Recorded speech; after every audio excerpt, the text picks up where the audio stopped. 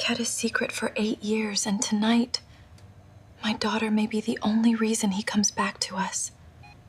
Have you ever watched a woman with nothing left save the life of the most dangerous man in Chicago, using only her bare hands and a stolen hour in the dark, and then walk away without asking for a single thing in return?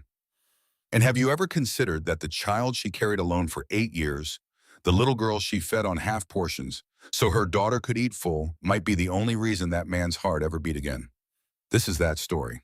The top floor of St. Gabriel Hospital had been locked down for 4 hours. No visitors, no press, no explanation given to the staff on lower floors, who whispered in the break rooms and watched the elevator numbers with nervous eyes. Outside, the city of Chicago moved the way it always did at 2 in the morning. Indifferent, relentless, lit up like it had no idea what was happening 9 floors above the street. Inside the intensive care unit, the machines did the breathing for him. Declan Harrow lay in the center of the room the way a fallen building lies after the last wall comes down.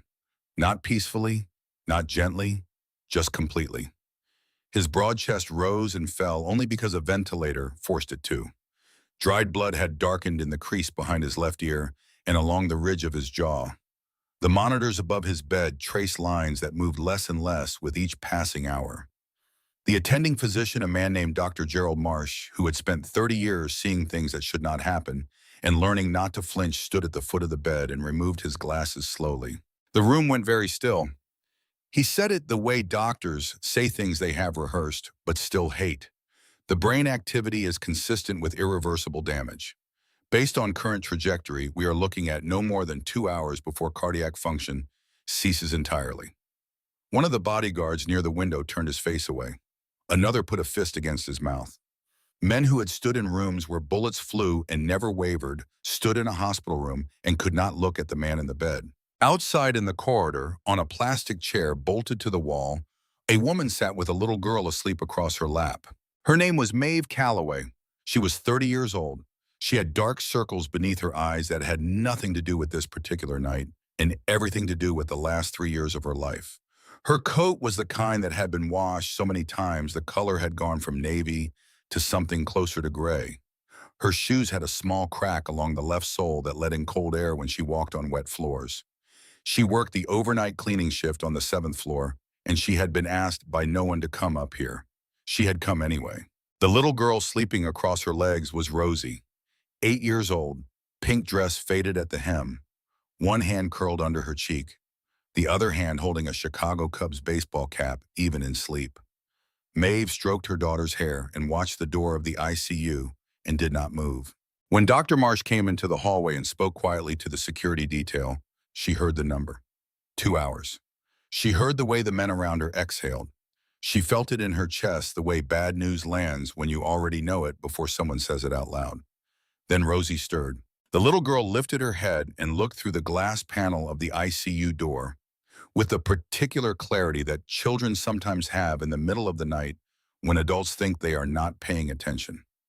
She looked at the man in the bed. She looked at all the machines. She looked at her mother. She said quietly, "Is he sleeping all alone in there?" Maeve did not answer right away. Rosie slid off her mother's lap before anyone could stop her. She was through the ICU door before the nurses at the station even registered movement.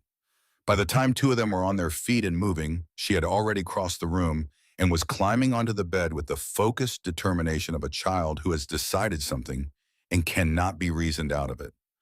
The nurses moved to pull her away. Maeve was already in the doorway. She said, "Wait." Something in her voice made them stop. Something that was not a request. Rosie settled onto Declan Harrow's chest. She was so small against him. Her thin arms wrapped around as much of him as she could reach, and she pressed her cheek against his sternum, and her eyes closed, and within 30 seconds, she was asleep again.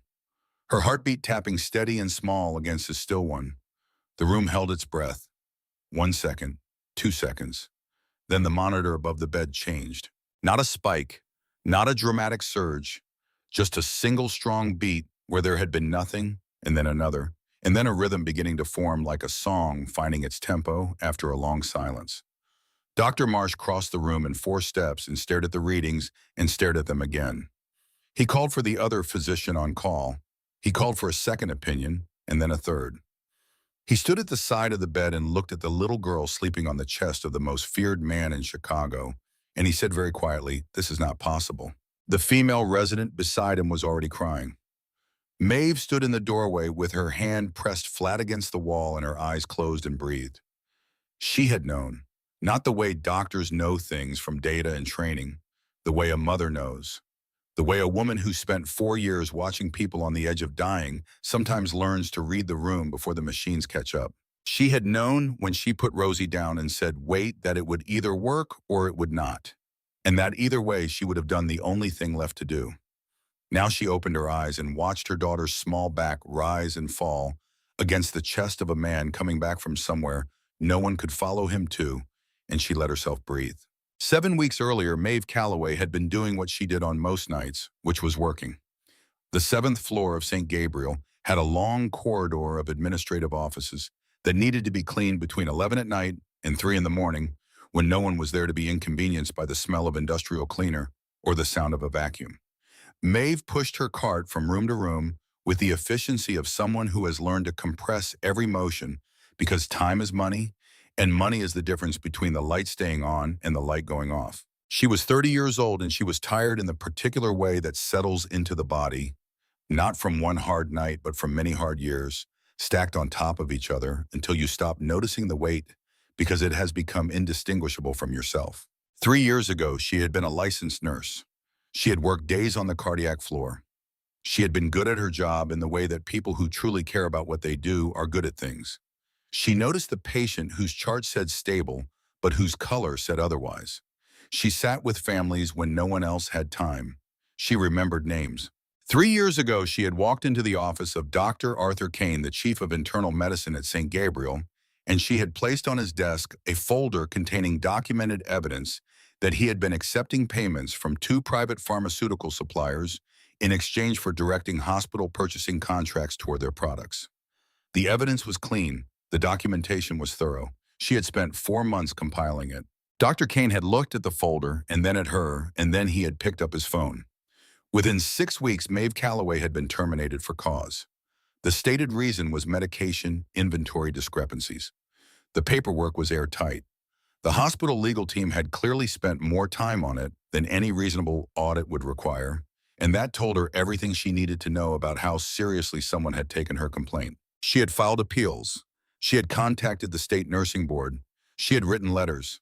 She had been told by 2 different attorneys that her case had merit, and by those same attorneys that pursuing it would cost more than she had and take longer than her children could wait.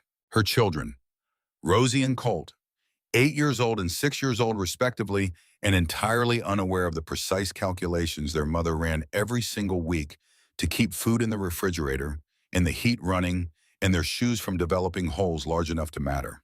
Colt was 6 and round-faced and deeply serious about his drawings, which covered every available surface of their apartment on the south side.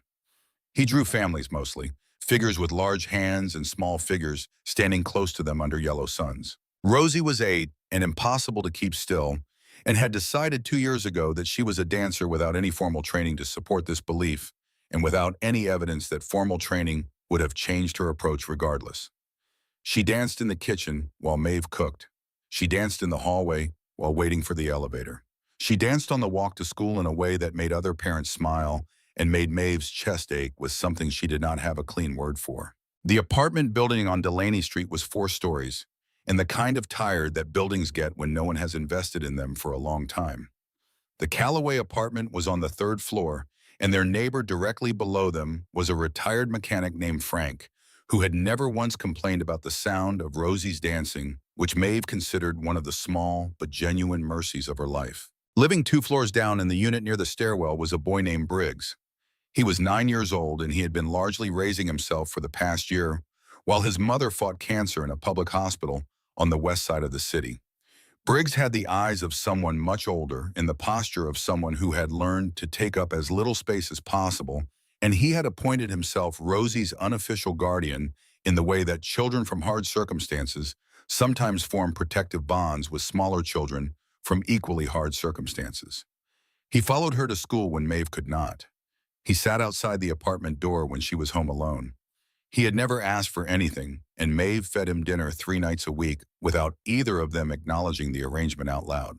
It was on a Tuesday night in October that everything changed. Maeve was cleaning the east corridor of the 7th floor at 12:40 in the morning when she heard it. Not a sound exactly, more of a pressure. The kind of shift in the air in an enclosed space that people who work in hospitals learn to notice because it often precedes something that requires a faster response than the standard walk. She pushed her cart around the corner toward the freight elevator bay and stopped. The service elevator door was partially open, held that way by the weight of a man's arm extended into the gap. She did not think. She moved. He was on the floor of the elevator car in the narrow space between the back wall and the door.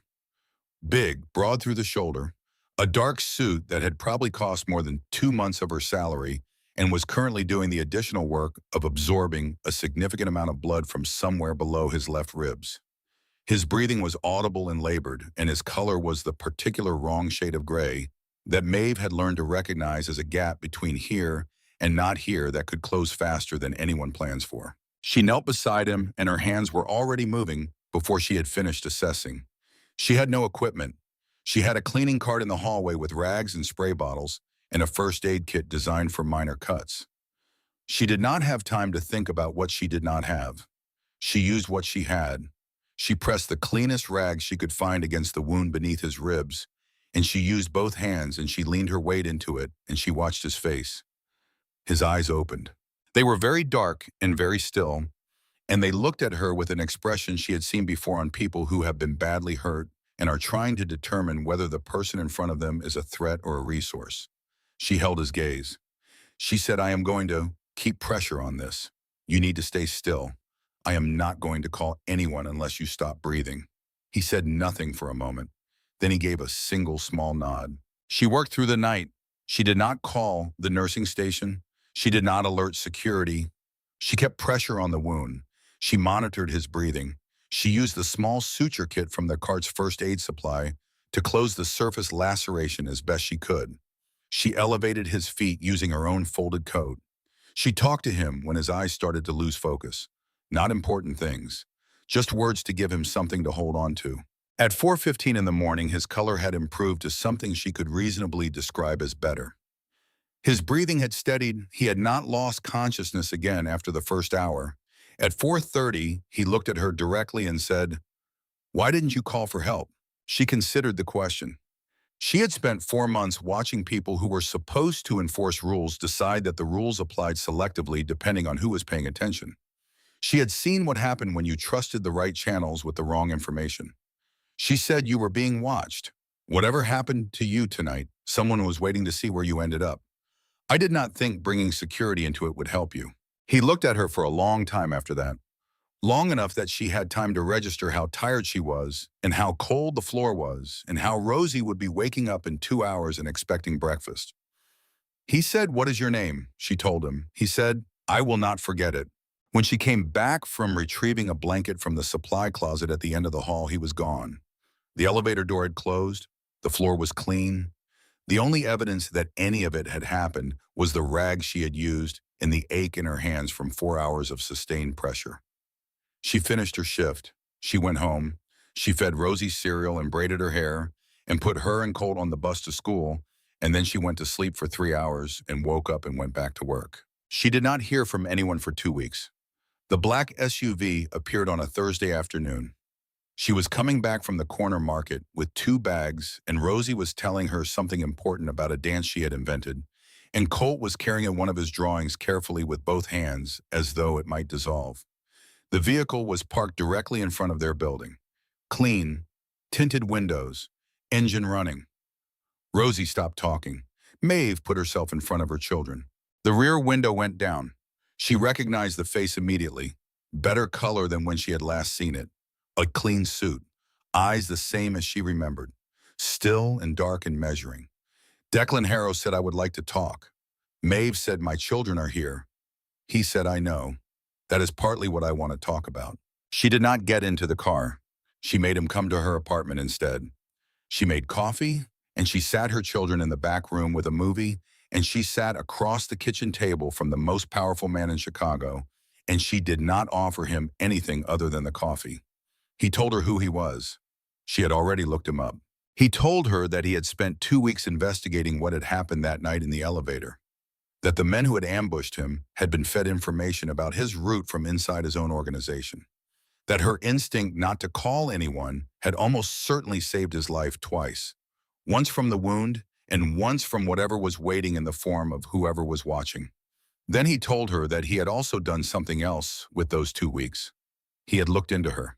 He said, I know about Dr. Kane. I know about the termination. I know about the pharmaceutical contracts and the documentation you submitted and what happened to it. Maeve's hands were still around her coffee cup. She said, then you know I did everything right and it did not matter. He said it mattered. It is just that the people with the authority to act on it were the same people benefiting from it continuing. She looked at him. She said, what does that mean?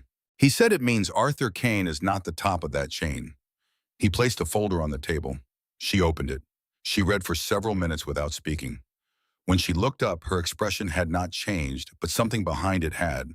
The name at the top of the organizational structure that Declan's people had traced was Warren Dole, Deputy Chief of the city's Office of Administrative Services, a man currently mounting what the papers described as a credible campaign for the office of Mayor of Chicago, a man whose entire public platform was built on the language of accountability and clean government. Maeve said he is going to win that election. Declan said, not if you still have the documentation you compiled 3 years ago. She was quiet for a long moment. Through the wall, she could hear the cartoon Colt had chosen playing at low volume. She could hear Rosie explaining to her brother why a particular scene was unrealistic. She said, why are you doing this? He said, because you saved my life and I pay my debts. She looked at him steadily. She said, that is not the whole answer. He did not look away. He said, no, it is not. He offered her a clean apartment in a building he owned on the north end of the south side. Safer neighborhood, better heat, no mold in the bathroom tiles. He offered her a legitimate position as a building health and safety coordinator that would use her medical training and pay 3 times what she was making, pushing a cleaning cart. No strings. She said she would think about it. He stood to leave, and Rosie came out of the back room still holding her Cubs cap and stopped in the doorway and looked at him the way children look at very large things. She said, you have sad eyes. Declan looked at the little girl for a long moment that Maeve could not entirely read. He said, I have had them a while. Rosie considered this seriously. She said, my mom says sad eyes mean you lost something. Did you lose something? He said, yes. She nodded as though this was the correct answer. She said, that is okay. We lose things too.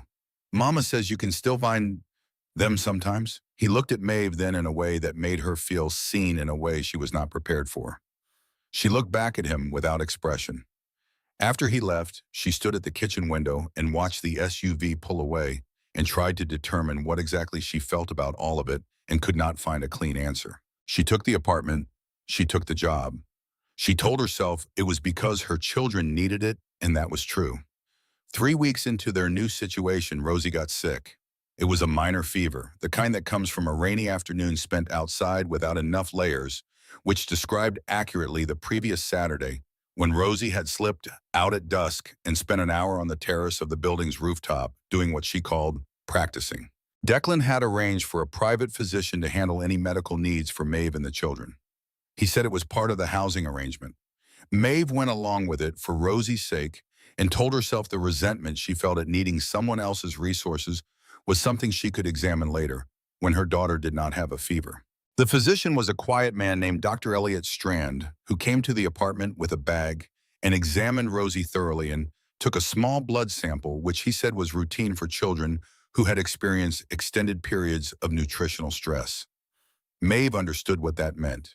It meant he could see in Rosie's blood work the record of years when there had not been quite enough of everything. She sat with her hands folded in her lap and let him work and did not let her face show what she felt about that. 48 hours later, Dr. Strand called Declan Harrow. Then Declan called Maeve. He said he needed to come over. He said it was important. His voice had a quality she had not heard in it before, something that sounded like a man who has walked into a room and found all of the furniture rearranged. He sat at the kitchen table again. Same seat. His hands were placed flat on the surface, and he looked at them for a moment before he looked at her. He said, the blood work came back. She waited. He said, Maeve, Rosie is my daughter. The kitchen was very quiet. Outside on the street, a truck went past. Colt was at school. Rosie was at school. Briggs had walked them both. The apartment had the particular dense silence of a space where children live but are temporarily absent. Maeve did not speak for almost a full minute. Then she said, I know.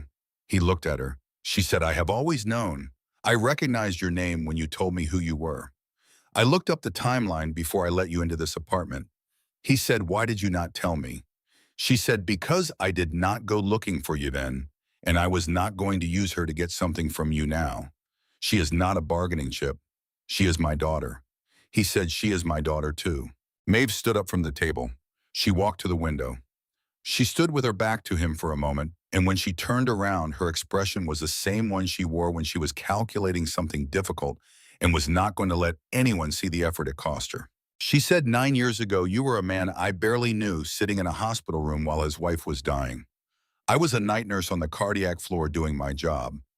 Catherine was my patient, and I cared about her the way I cared about all of them. What happened between you and me happened in a moment of grief and exhaustion, and I left the unit the next morning because I knew it was wrong, and I could not undo it, but I could at least not let it become something worse. I never told you because there was no version of telling you that was not also a way of hurting a dying woman, and I was not willing to do that. He was very still. She said, after Catherine passed, I made a decision about what to do with my pregnancy, and I made it alone because there was no other way to make it. Rosie is healthy and she is smart, and she knows she is loved, and she has never lacked for that even when she lacked for other things. That is what matters to me. He said I would have helped. She said maybe, but I did not need help. I needed to raise my daughter, and I did. He was quiet. She said, you can be in her life if you want to be, but you will not buy your way into it. You will not show up with resources and believe that substitutes for presence. If you want to be her father, you will be her father. That means showing up when it is boring and when it is hard and when she is angry and when nothing dramatic is happening. Do you understand the difference? He looked at her for a long time, long enough that she began to wonder if she had miscalculated. He said yes. She said, then we can talk about what that looks like. What she did not say and what she was still thinking about when he left was the folder he had placed on her table 3 weeks ago. Warren Dole, deputy chief, candidate for mayor. The man who had taken everything she built in 10 years of nursing and burned it down because she had been inconvenient. She had not stopped thinking about that folder for a single day. Declan's people had traced the organizational structure. But tracing was not the same as proving. And proving in a court of law or in the court of public opinion required documentation that could not be dismissed or buried the way her original complaint had been. She still had everything she had compiled 3 years ago. Every receipt, every transfer record, every date and dollar amount cross-referenced with purchasing decisions that had no clinical justification. She had never gotten rid of it. She had kept it in a waterproof box under the loose floorboard in the bathroom of every apartment she had lived in since. What she needed was a witness. She knew who it was. She had known for 3 years. Judith Ames, 54 years old, 22 years in the hospital pharmacy department. The woman who had been standing in the supply corridor the day Maeve had overheard the first conversation between Kane and the pharmaceutical representative. The woman who had looked directly at Maeve that day with an expression of clear and unmistakable recognition and then turned and walked away without saying a word. Judith Ames had spent 3 years pretending she had not been in that corridor. Maeve had spent 3 years letting her. She was done letting her. She had not told Declan she was going to find Judith Ames. She had not asked his permission, and she was not going to. This was her case, her evidence, her career that had been destroyed, and her children who had gone hungry because someone with power had decided she was easier to eliminate than to answer. She pulled the waterproof box out from under the bathroom floorboard on a Sunday morning while her children were at Briggs's apartment watching football with Frank from downstairs. She sat on the bathroom floor and went through every document. She made 2 copies. She put one in a safety deposit box at a bank that had no connection to anything in Declan Harrow's organizational structure. She kept one with her. Then she found Judith Ames's home address in the staff directory she had never quite gotten around to discarding, and she drove to a neighborhood on the northwest side of the city, and she knocked on the door. The woman who answered looked like someone who had been waiting for exactly this knock and dreading it for 3 years. Maeve said, "I think you know why I am here." Judith said, "I cannot."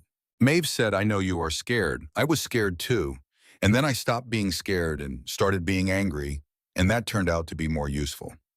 She handed Judith a copy of one of the documents. Not the whole file, just one page, one transfer, one date, one amount. She said, "This is what I have. I have more. I need you to confirm what you saw and what you know, and I need you to be willing to say it somewhere that matters. I am not asking you to do this for me. I am asking you to do it because there is a man running for mayor of this city right now who is going to keep doing this to other people until someone stops him." Judith held the document with both hands. She did not speak for a long time. She said, "What happens to me if I do?" Maeve said, "I do not know, but I know what happens to everyone if you do not." She left Judith with her phone number and drove home. She did not know if the woman would call. She believed she would. She had sat across from enough people making hard decisions to know the difference between someone who was going to say no and someone who was measuring the cost of yes. When she got home, Declan's car was parked outside. He was sitting on the steps of the building in a coat that probably cost as much as her first car, and he looked up when she came down the sidewalk with a paper bag of groceries in each arm. He looked at her the way he had started to look at her lately, like he was trying to understand something that kept changing every time he thought he had it. She said, "You could have called." He said, "Rosie invited me for dinner." She stood on the bottom step and looked at him. She said, "Did she?" She said, "You make the best chili in Chicago," and she wanted a witness. Maeve said, "That is factually accurate." He stood up and she handed him one of the grocery bags without discussion, and they went inside. That evening, Rosie danced in the kitchen between the counter and the table while the chili cooked. She had invented what she described as a cooking dance, which appeared to involve elements of something she had seen on television, combined with her own interpretation of how a professional chef would move if they were also performing for an audience. Colt sat at the table with his drawings spread in front of him and periodically offered critical assessments of his sister's choreography with the seriousness of a very small film director. Declan sat at the kitchen table and watched. He had been to the apartment 4 times now. He had not once tried to fill the space with money or gestures or demonstrations of what he could provide. He had sat where he was told to sit and eaten what he was given and answered the questions Rosie asked him, which ranged from what his favorite color was to whether he thought dogs were smarter than cats to why his hands had marks on them. He answered everything, plainly, without deflection. Maeve watched this from the corner of her eye while she cooked and tried to determine what she felt about it and kept arriving at the same uneasy answer, which was that it was harder to distrust a man who answered a 6-year-old's questions about his hands with simple honesty than it was to distrust a man who avoided them. After dinner, Rosie showed him her current dance project. He watched with his forearms on his knees and his full attention on her in a way that Maeve recognized as the kind of watching that costs something. Not polite watching, the kind where you are actually in it. When Rosie finished, he said, "What is the dance about?" Rosie said, "It is about finding things. My mom says you can find things you lost if you look in the right places. So it is about looking." He looked at Maeve briefly across the room. She looked back and said nothing and turned to the sink.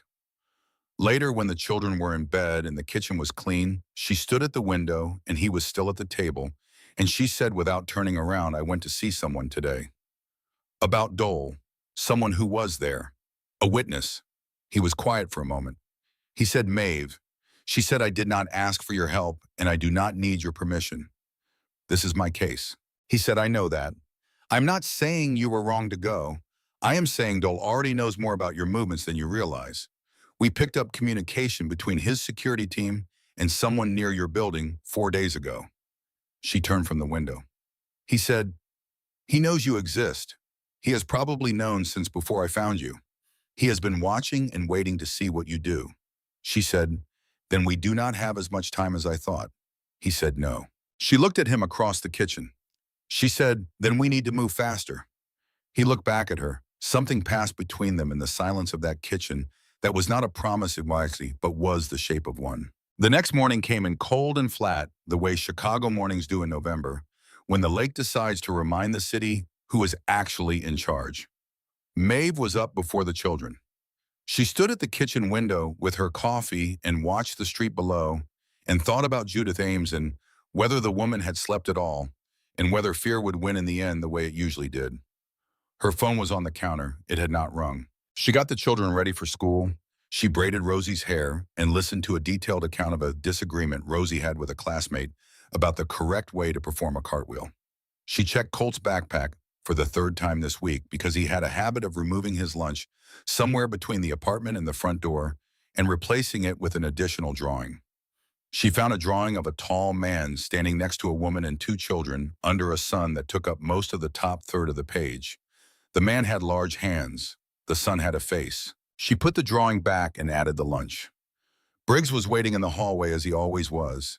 He had on a jacket that was too light for the temperature, and Maeve went back inside and got the spare one she kept on the hook by the door and handed it to him without comment.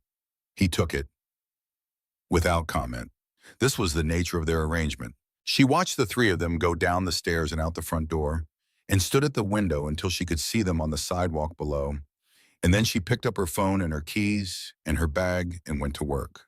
The job Declan had arranged was real work. She did not allow herself to think of it as charity because she was earning it and because the distinction mattered to her in a way she could not entirely explain but felt deeply. She was responsible for health and safety compliance across 4 buildings in his legitimate property portfolio. She reviewed ventilation records and fire suppression systems, and she caught 3 violations in the first 2 weeks that the previous contractor had either missed or ignored. She wrote detailed reports. She filed them correctly. She was good at it the way she was good at most things that required precision and care and the willingness to pay attention when other people had stopped. She was in the second building of her rotation reviewing boiler maintenance records in the basement when her phone finally rang. Judith Ames said, "I have been thinking about it all night." Maeve said, "I know." Judith said, "If I do this, they will come after my pension. They will find something. They always find something." Maeve said, "They already have something. That is how it works. They have something on everyone who knows too much, and they hold it because as long as you are quiet, the threat is enough. But Judith, you have been quiet for 3 years, and the thing they are holding over you has not gotten smaller. It has just gotten heavier." Silence on the line. Maeve said, "I am not asking you to be brave. I am asking you to be done. There is a difference." Judith said, "When?" Maeve said, "Soon. I will call you when I know exactly what I need and where we need to be. Until then, do not talk to anyone at the hospital.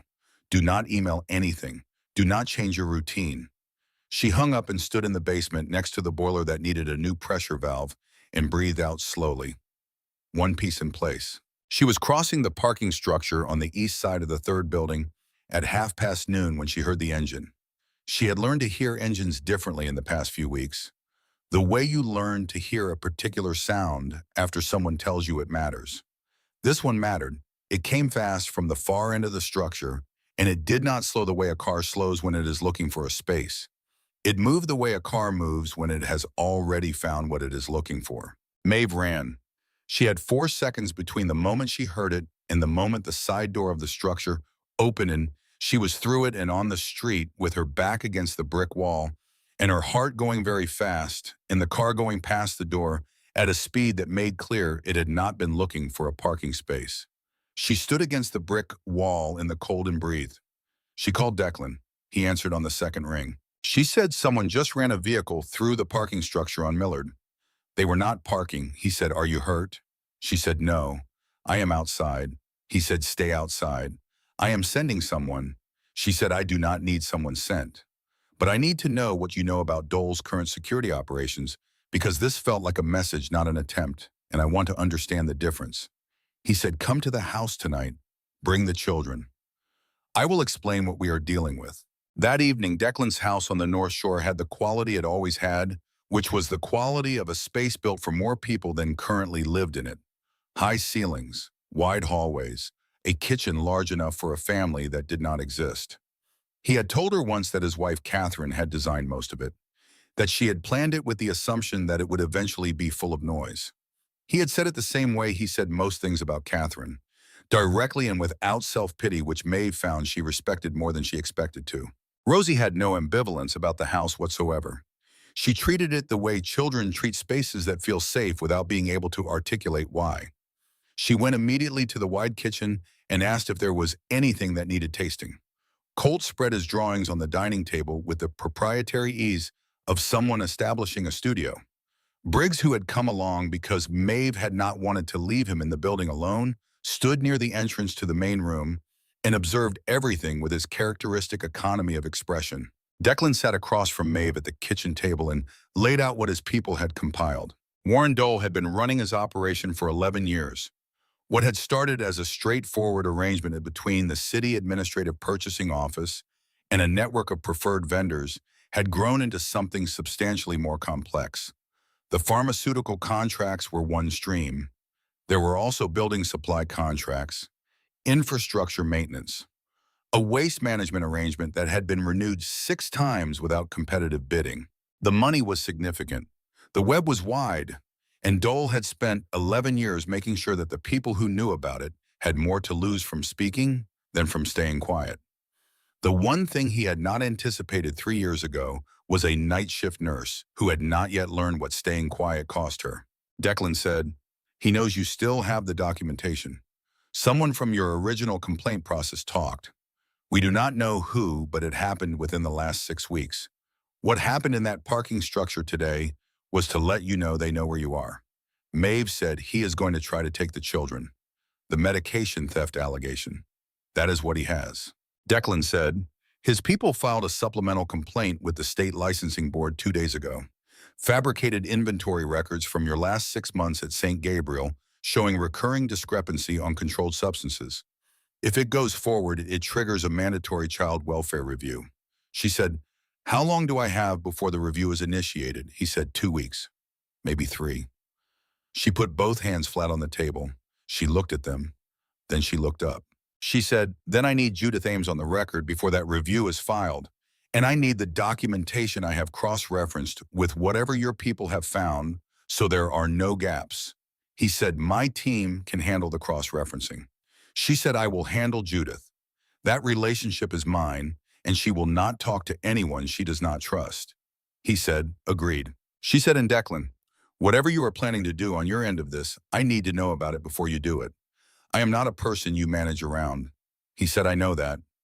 From the doorway, Briggs said in the careful voice he used when he was trying to sound casual, "There is a car outside. It was there when we came in, and it has not moved." Declan went to the window at an angle that suggested he knew how to look out windows in a way that could not be seen from outside. He said, "3 of them." Maeve said, "Dole's people." He said, "Most likely. They are not coming in tonight."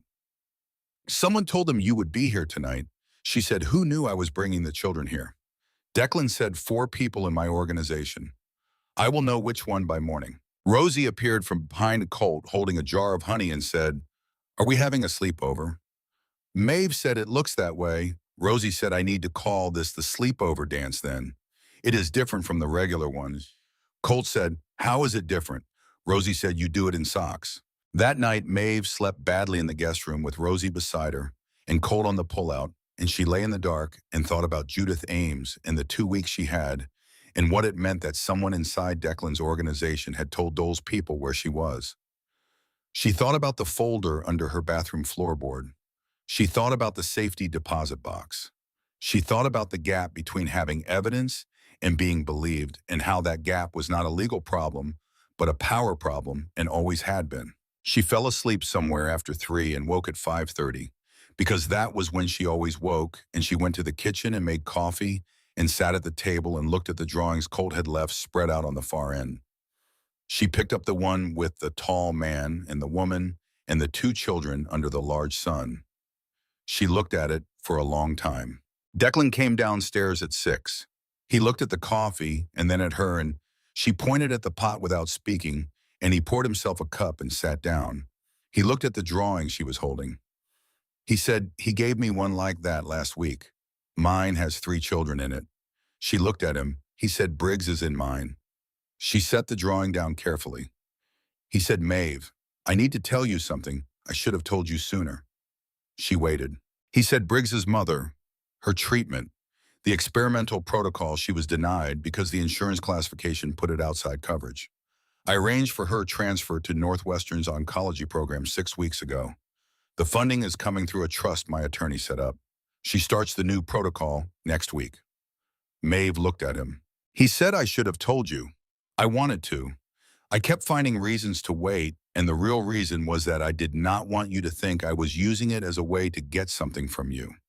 She said, "Did you tell Briggs?" He said, "No. I did not think it was my place. I thought that should come from you." She said, "Why did you do it?" He said, "Because his mother is sick and he is 9 years old. And the only reason she is not getting adequate treatment is that the system that failed you is the same system that failed her. Same contracts, same redirected funding, same Warren Dole." Maeve set her coffee cup down. She said, "You did that 6 weeks ago, before the DNA results." He said, "Yes." She looked at him across the kitchen table, and something shifted in the way she was looking at him. Not dramatically, just a quiet recalibration of something she had been holding in place for weeks. She said, "I will tell him." She found Briggs in the hallway outside the guest room at 7 in the morning, sitting on the floor with his back against the wall, in the posture he used when he was keeping watch and did not want anyone to know he was keeping watch. She sat down next to him on the floor. She told him about his mother, about the transfer, about the new protocol.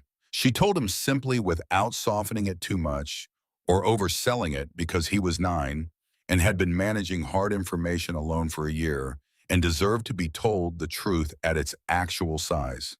He listened without interrupting. When she finished, he sat very still for a long time. Then he put his face in his hands and cried the way children cry when they have been holding something for too long, and the relief of putting it down is almost worse than the weight of carrying it. She put her arm around him and led him. After a while, he lifted his face and looked at the wall and said, "He did that without telling anyone." She said, "Yes. Briggs said I told Rosie not to trust him." She said, "I know." He said, "I was wrong." She said, "You were careful. That is different from wrong." He wiped his face with the back of his hand and sat up straighter. He said, "I am going to tell him I was wrong." He found Declan in the kitchen 20 minutes later. Maeve watched from the doorway. Briggs stood in front of Declan with his hands in his jacket pockets and his chin level, and he said, "I told Rosie not to trust you. I said, guys like you do not help without wanting something back." Declan said, "That is a reasonable thing to think." Briggs said, "I was wrong." Declan said, "You were protecting her." Briggs said, "I am still going to protect her. I just think now that you are doing the same thing, so that is two of us." Declan looked at him for a long moment. He said, "Two is better than one." Briggs nodded once and went back to the hallway. Declan stood at the counter with his coffee and looked at the middle distance, and then looked at Maeve in the doorway, and something moved across his face that he did not try to hide. She looked back at him and went to get the children up for breakfast.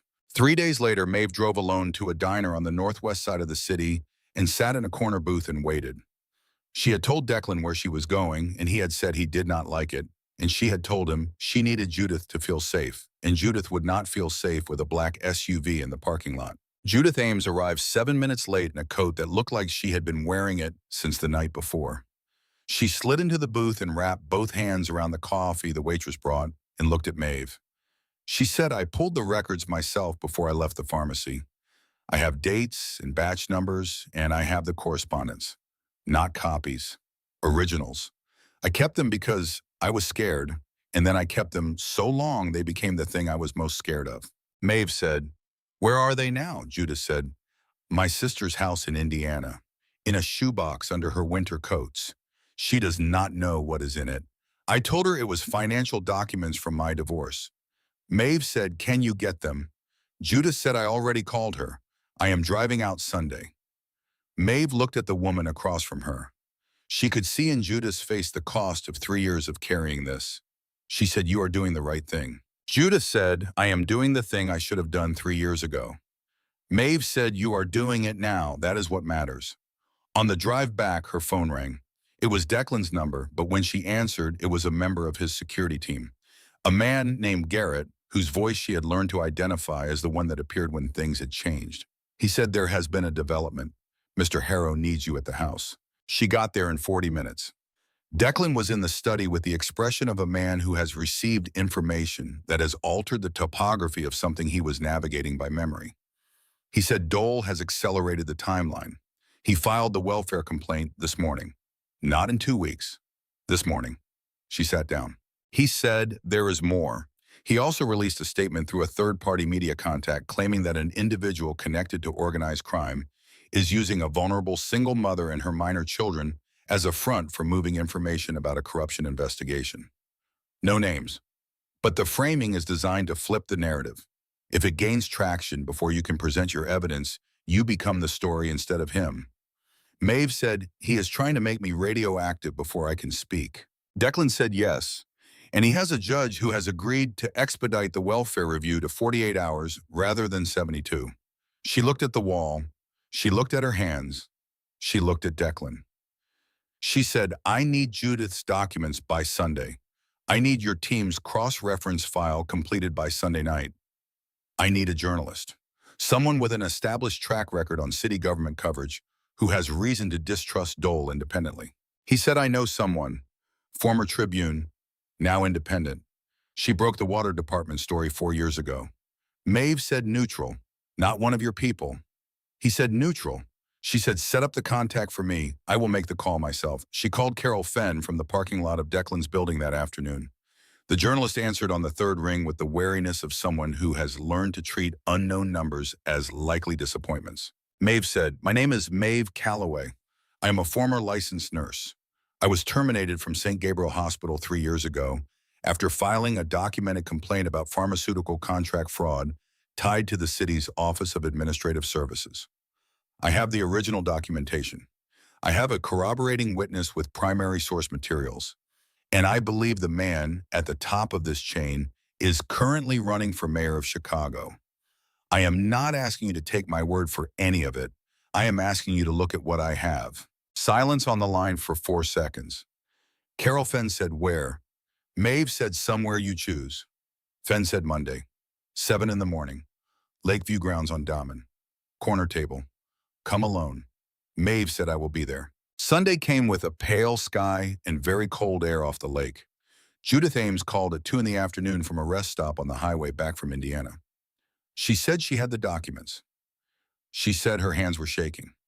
Maeve told her that was fine and that she should drive carefully and that she would meet her at the diner on Kimball at 5.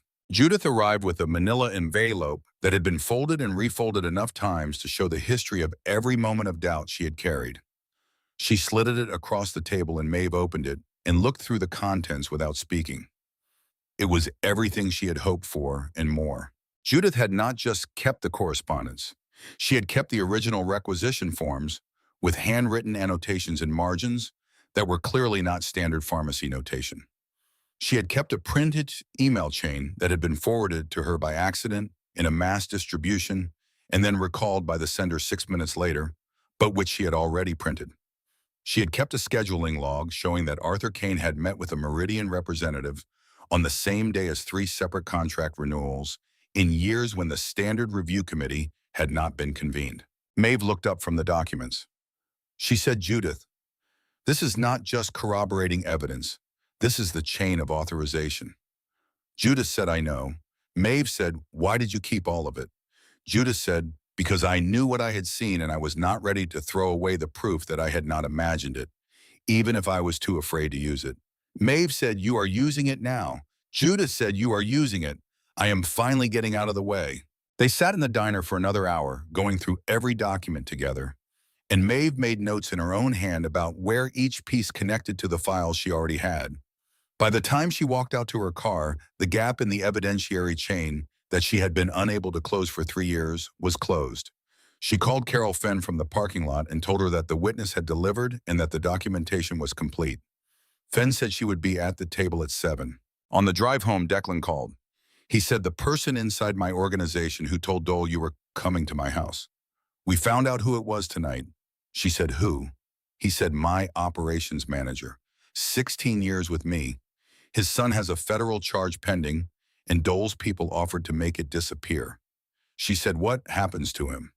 He said he is alive and he will remain alive. He is simply no longer in any position of access or trust. She said, all right. He said, from this point forward, the only people who know about Monday morning are you and me and Garrett. She said, and Judith. He said, and Judith. She said, and Carol Fenn. He said, yes. She drove home. She fed the children dinner. She helped Colt with his reading homework and listened to Rosie explain the structural principles of a new dance she was developing, which she described as being about doors that open when you stop trying to force them. Maeve thought that was more insightful than Rosie probably knew. She put them to bed. She spent the night at the kitchen table with the waterproof box open in front of her, going through every document one final time, making sure the sequence was clean, and the story it told was the story she needed it to tell. She was at Lakeview Grounds at 6:45. Carol Fenn arrived at 7 exactly. She was in her mid-50s, with the quality that good journalists sometimes have, which is the quality of a person who has learned to make very little visible on their face while taking in a great deal. She sat down and looked at Maeve and said, talk. Maeve talked for 40 minutes.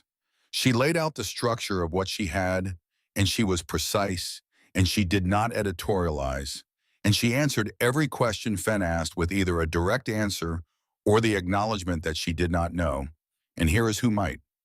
At the end, Fenn sat back and looked at the documents arranged on the table between them. She said, I have been trying to get traction on Dole for 2 years. Every source I developed either recanted or disappeared from view. Maeve said, he is very good at making people's reasons for talking disappear. Fenn said, you are still here. Maeve said I did not have anything left for him to take. That turned out to be an advantage. Fenn said I need to verify the vendor chain independently. I need to talk to Judith Ames directly. And I need time to build the story correctly because a story like this that breaks incomplete does more damage than no story at all. Maeve said, you have until Thursday. Fenn said, why Thursday? Maeve said, because on Friday the welfare complaint he filed against me triggers an active investigation. And once that process begins, the story becomes about me defending myself instead of him explaining his conduct. He knows that. That is why he filed when he did. Fenn looked at her for a long moment. She said Thursday. She was back at the apartment by 9. She was standing in the kitchen with her second cup of coffee when her phone rang with a number she did not recognize. She answered. A man's voice said, Ms. Calloway, what is important is that you understand the conversation you had this morning at Lakeview Grounds was observed. The deputy chief is a reasonable man. He is prepared to offer you a resolution that addresses your concerns about your employment history and provides a financial settlement that would be significant for someone in your situation. In exchange, you would make certain materials unavailable and remove yourself from ongoing discussions about city contracting practices. Maeve said, I would like you to say that again more slowly so I have it correctly. The voice said, Ms. Calloway. She said, you called me to offer a bribe in exchange for destroying evidence of a crime. I want to be clear that I understand correctly. She hung up. She called Declan. She said, they called me directly. He said, I know. Garrett picked it up. The call came through a registered lobbying firm. That is itself a piece of the story. It is already in a package being delivered to Fenn today. She said, good. He said, Maeve. Dole filed an emergency motion this morning requesting the welfare review be expedited further. He has moved the timeline to 48 hours. We have until Wednesday morning. She said, can Fenn move that fast? He said, that is a conversation you need to have with her. She called Fenn immediately. Fenn was quiet for a moment in a way that conveyed the recalculation of a professional who has been through this before and knows what speed costs in terms of completeness. Fenn said, I can have the core story verified and ready to publish by Tuesday night. It will be the beginning of the full story, but it will be enough to make the welfare complaint politically untenable. Maeve said, do it. She spent the next 2 days in a kind of focused stillness she recognized from her years of nursing. The stillness of a person managing multiple variables simultaneously while maintaining enough outward calm that the people depending on them do not feel the weight of what is being held. She took the children to school. She picked them up. She cooked dinner. She helped with homework. She listened to Rosie's dance updates and Colt's detailed analysis of why a particular shade of yellow was superior to others for drawing sunlight. She watched Briggs check the street from the window in a way she pretended not to notice. And in the hours between she worked, she answered Fenn's questions.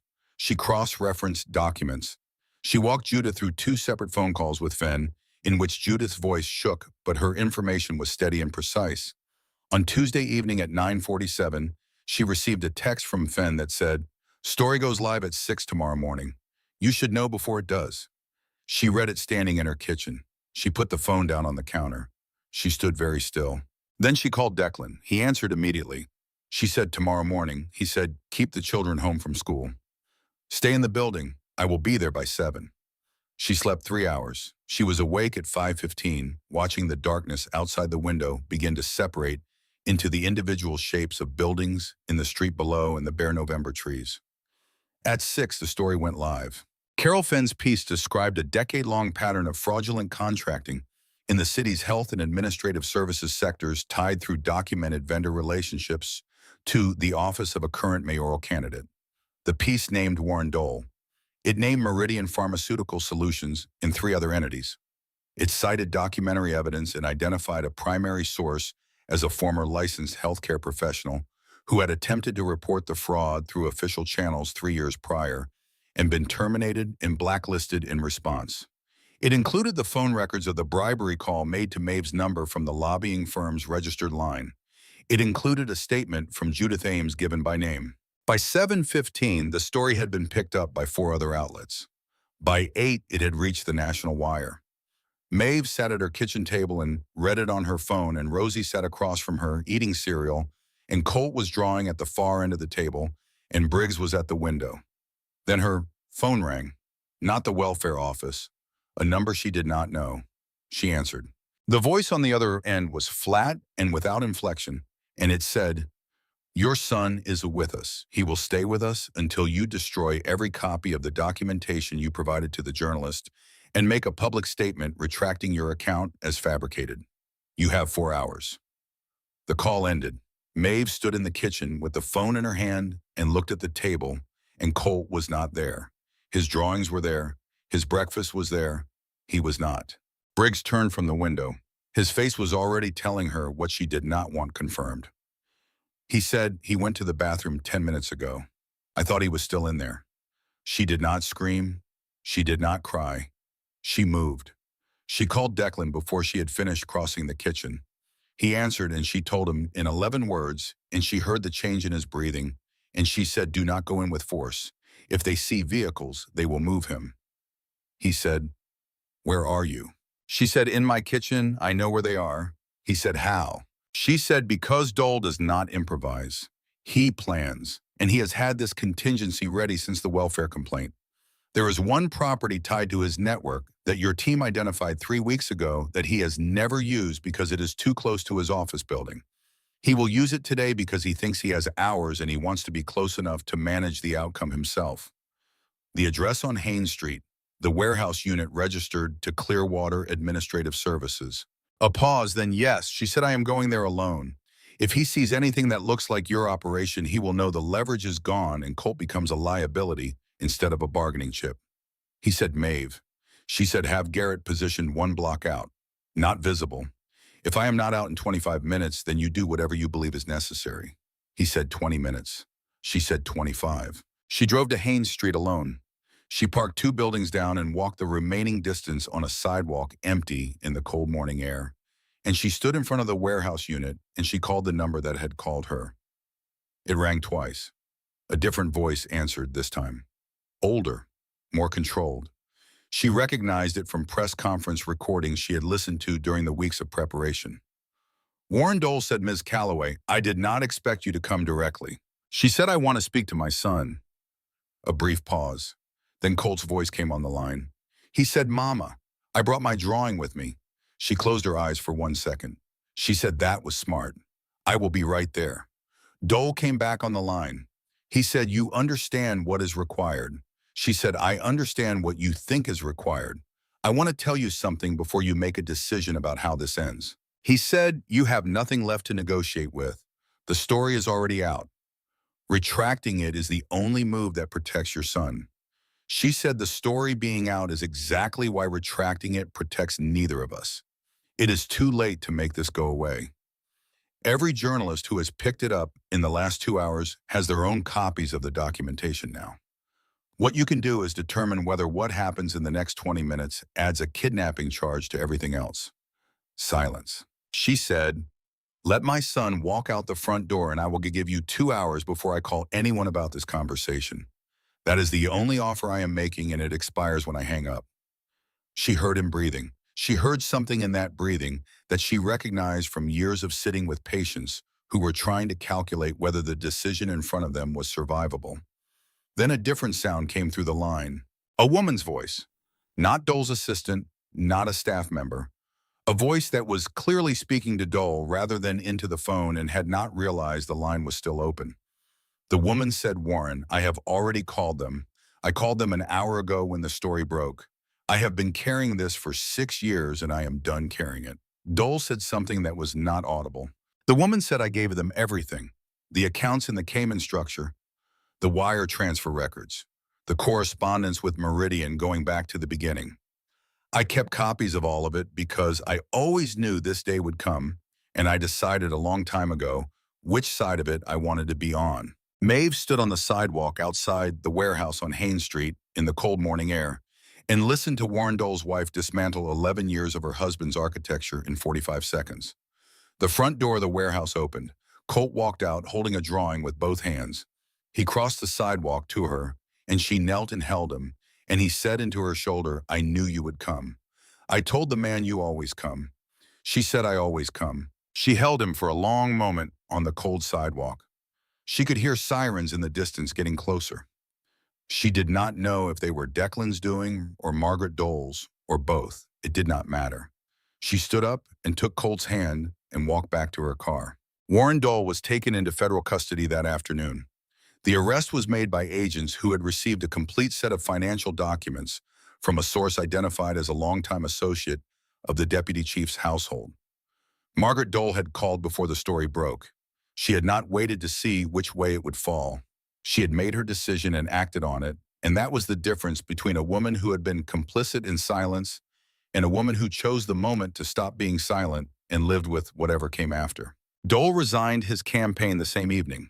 The statement was brief and attributed his decision to the need to focus on responding to allegations while protecting his family. The statement did not use the word guilty. It did not need to. The federal investigation was formally opened the following morning. Judith Ames gave her original documents to federal investigators 3 days later. She sat across from 2 agents in a conference room and answered every question completely, and her hands did not shake. The welfare complaint was withdrawn that same afternoon. Maeve received the call while she was standing in her kitchen folding laundry. A woman's voice said, Miss Calloway, the expedited review request filed on your case has been withdrawn. The original complaint is under administrative review, pending an inquiry into the circumstances of its filing. You are not currently the subject of any active investigation. Maeve said, thank you. She hung up. Rosie looked at her over the breakfast table. She said, was that good news? Maeve said, yes. Rosie said, your face does not look like good news. Maeve said, my face is tired. The news is good. Rosie considered this. She said, I will do the good news dance later, when you are less tired. Maeve said, I would like that very much. Declan arrived at 7:30. He came up the stairs and knocked, and she opened the door, and he stood in the hallway, and she stood in the doorway, and neither of them said anything for a moment. Then Rosie appeared under Maeve's arm and said, are we celebrating? Declan said, what would celebrating look like? Rosie said, pancakes and then a dance. He said, that sounds exactly right. He made pancakes. This was not a skill we had expected him to have, and she said so, and he said that Catherine had made him learn because she believed that a man who could not cook was a man dependent on the cooperation of others for basic survival, and that she had not intended to raise children with a man who would be helpless if she was unavailable. Maeve said she sounds like she was very practical. He said she was the most practical person I have ever known, and also the kindest. Those things were not in conflict for her. She said no. They usually are not when someone does both honestly. Colt ate his pancakes and showed Declan a new drawing. This one had 4 children in it. Maeve noticed the addition of the 4th figure without commenting. Declan looked at it for a long moment and then looked at Colt and said, who is this one? Colt said, that is the family's friend. He watches the door. Briggs from across the table said without looking up, "That had better not be me." Colt said, "It is definitely you." Briggs said, "I look taller in real life." Colt said, "I made you the right size." Briggs said, "I am going through a growth phase." Rosie said, "You have been going through a growth phase for 2 years." Briggs said, "It is a slow phase." Maeve watched her children at the kitchen table of a house that had been empty for 9 years and felt something she had been too careful to feel for a long time. Not happiness exactly, something more durable than happiness. The sense that the ground under her feet was real and was going to hold. The state nursing board reopened Maeve's case 6 weeks later. A reviewing committee examining the circumstances of her termination found insufficient evidence to support the original complaint and significant procedural irregularities in the investigation that had led to it. Her license was reinstated in full. She sat with the letter in her kitchen on a Thursday morning after the children had gone to school, and she read it twice, and then she put it on the table and sat with her hands folded and felt 3 years of weight lift in a way that was not dramatic. It was quiet, the way real things are. Declan was there. He had been there for coffee most mornings now in a way that had developed without either of them naming it directly. He said, "What does it mean?" "Practically." She said, "It means I can work again. Nursing what I actually am. There is a community health clinic on the south side that has been understaffed for 4 years. The director called me when the news broke. She said whenever I was ready." He said, "Are you ready?" She said, "Almost." Declan had been working with his attorney for weeks on the structure of withdrawing from the parts of his operation he had decided to close. It was not simple, and it was not fast, and there were nights when she could see the weight of it in the set of his shoulders. He did not ask her to make it easier, and she did not offer to. But she was there in the mornings when he came for coffee, and that was its own kind of answer. On a Saturday afternoon in early December with the lake frozen hard at the edges, and the sky the particular pale blue that Chicago produces on cold, clear winter days, Rosie performed the dance she had been building for 6 weeks. She did it on the rooftop terrace of Declan's house because she had decided the acoustics were better up there. She said the sound bounces in the good way. Maeve stood with her coat zipped to her chin and her hands around a cup of coffee and watched her daughter move in the cold, clear air. The dance was about doors. Rosie had told her this several times. Doors that opened when you stopped pushing and started understanding which way they were meant to swing. Colt stood next to Declan, holding a drawing he had made of the performance in advance, which he considered a form of art criticism. He held it up periodically to compare his prediction to the actual event.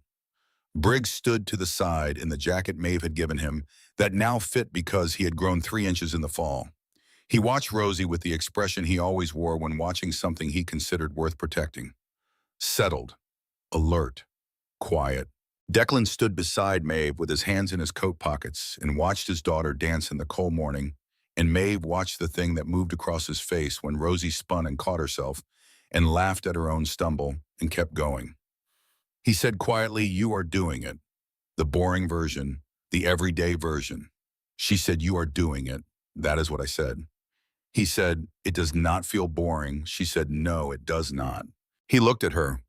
The cold air was sharp, and the city spread out below them in every direction, and Rosie was dancing, and Colt was narrating the differences between his drawing and the live performance.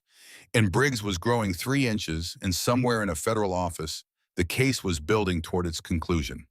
He said, "Maeve." She said, "Yes." He said, "I would like to stay." She looked at him. She understood what he was asking and what it would mean and what it would require, and she had been thinking about it for weeks in the way she thought about difficult things, quietly and from multiple angles and without rushing toward a conclusion before she could see the full shape of it. She said, "You have to understand what staying actually means. It means school plays and grocery runs and nights when there is nothing interesting happening and everyone is tired and there is no emergency and no reason to be here except that this is where your family is." He said, "I understand." She said, "And you have to understand that I am not a woman who needs protecting. I am a woman who occasionally needs a partner. Those are not the same thing." He said, "I know the difference." She said, "Then yes, you can stay." He looked at her for a long moment. He did not smile the way people smile in stories when something resolves. He looked at her the way someone looks at something real, that they have been trying to see clearly for a longer time and have finally found the right light for. Rosie finished her dance with a wide spinning stop and her arms out and the Cubs cap flying off her head and landing at her feet. She looked at her audience. She said, well, Colt said 7.5, artistic deviation noted and permitted. Briggs said 10. Rosie looked at Declan. She said, what did you think? He said, show me the last part again. I want to make sure I have it right. She went back to the beginning. Maeve stood in the cold, clear morning with her coffee and the city spread out in every direction below them. She had walked into a freight eight elevator 9 weeks ago and found a man dying and chosen to stay. She had not known then what staying would cost or what it would return. She had made the calculation she always made, which was that the right thing and the necessary thing were usually the same thing if you were willing to look at them honestly. The right thing had cost her 3 years of her career and 2 years of her children's stability and more nights of fear than she had any interest in counting. What it had returned was standing on a rooftop in Chicago in December, watching her daughter dance for her father while her son kept meticulous score, and the boy who had watched her door for a year stood in a jacket that finally fit, and the man beside her had chosen to stop being powerful in the old way and start being present in the only way that lasts. Declan looked at her. She looked back and did not look away. The city went on below them, indifferent and relentless and completely unaware that the woman who had refused to let it swallow her whole had won.